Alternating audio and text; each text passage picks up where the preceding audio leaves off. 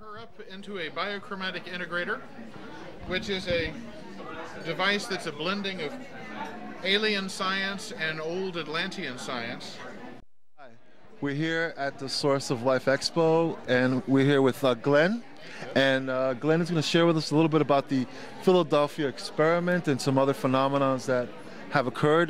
This is really incredible stuff. I hope you enjoy it.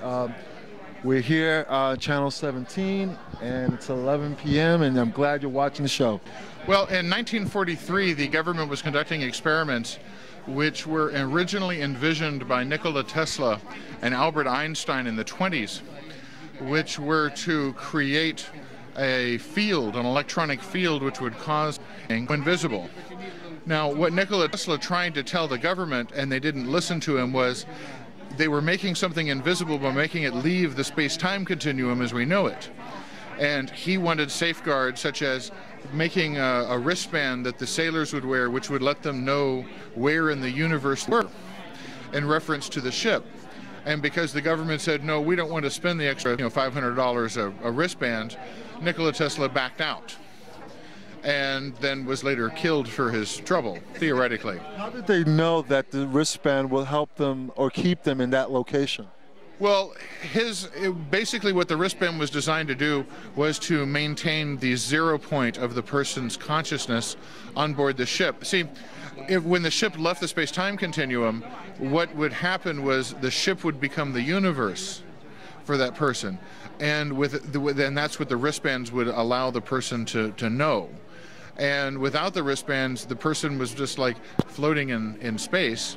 And what ended up happening was when the ship rematerialized, sailors materialized inside the decks and inside the bulkheads, half in and half out, and screaming horribly, needless to say. Also, the energetics of the situation caused some sailors to freeze and others to burn from the inside out. And as a result of that, what ended up happening to the ship was it teleported to Norfolk, Virginia. But it was missing for several days.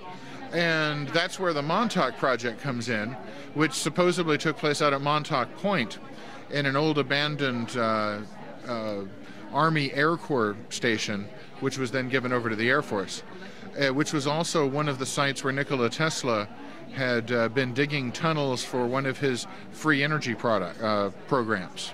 Well, basically, at the Montauk Project, they were conducting experiments in time, and they weren't paying attention, and their big experiment took place on the same day at the same hour as the Philadephia experiment had 40 years earlier. And so what ended up happening was the ship was sucked into their space-time nexus, and two men fell off. And then the ship went back was teleported to Norfolk, Virginia. And one of those men was Al Bielek, who's, I believe, doing a workshop at the moment, who's with us here today, as well as Duncan Cameron. And So time travel does exist? Oh, absolutely, and the government's been doing it since the 30s.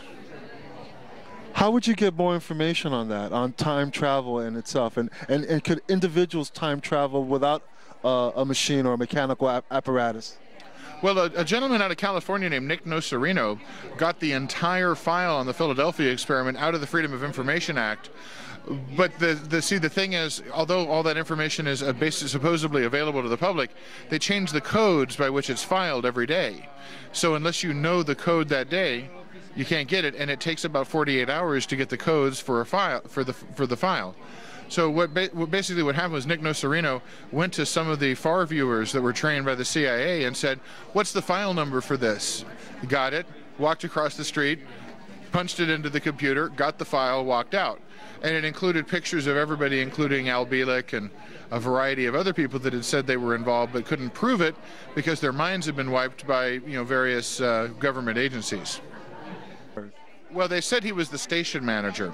And basically what the project was about, it was about originally making, exploiting the resources that they found buried under Long Island in the form of a pyramid that they found, which was one of the Atlantean temples.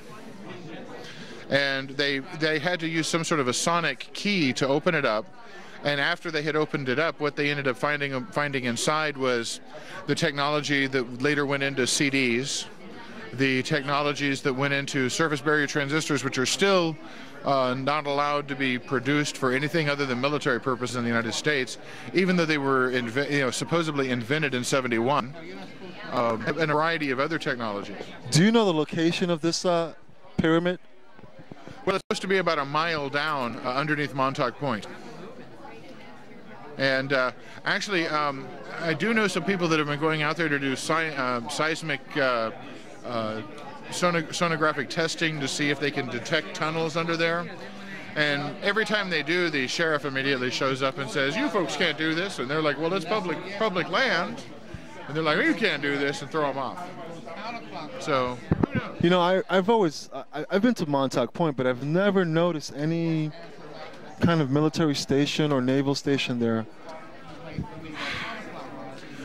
When I was taken out there, I didn't drive personally, and it was about 4 years ago.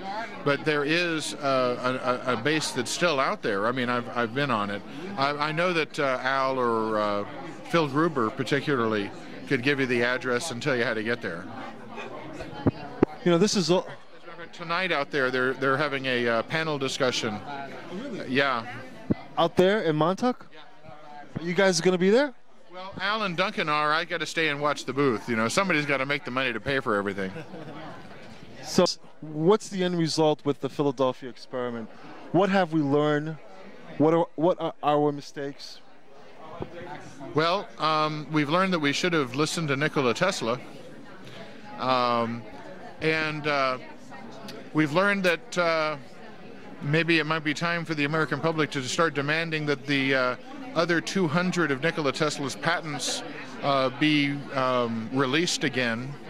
He developed a variety of different devices to generate electricity from the rotation of the Earth and the magnetic fields of the Earth, which could eliminate nuclear power utterly and completely, as well as fossil fuel power generation, which was how the Montauk project was powered.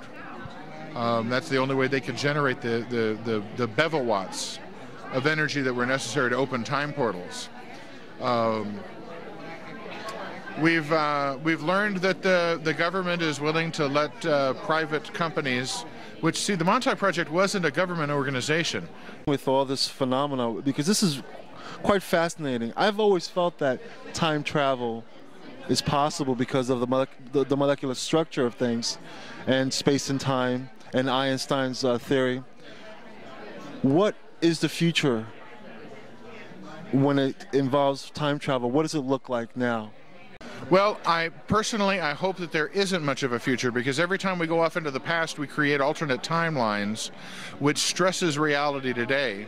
And one of the things that it seems to be causing the quote-unquote Earth changes is the fact that the Montauk Project created over 200 separate timelines, which causes stress on the crust of the Earth.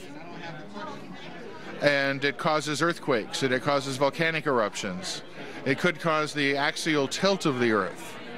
And in terms of traveling into the future, I don't necessarily know that it's really needed. We've got too much to do in the day, in the present moment, to worry about the future or to be going off into the past, because we've proven you can't change the past.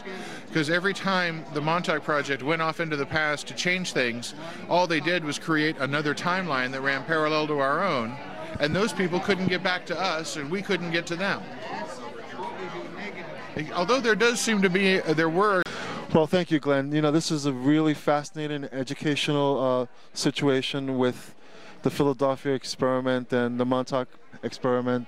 I'm really glad that you were able to share it with me and with the viewers.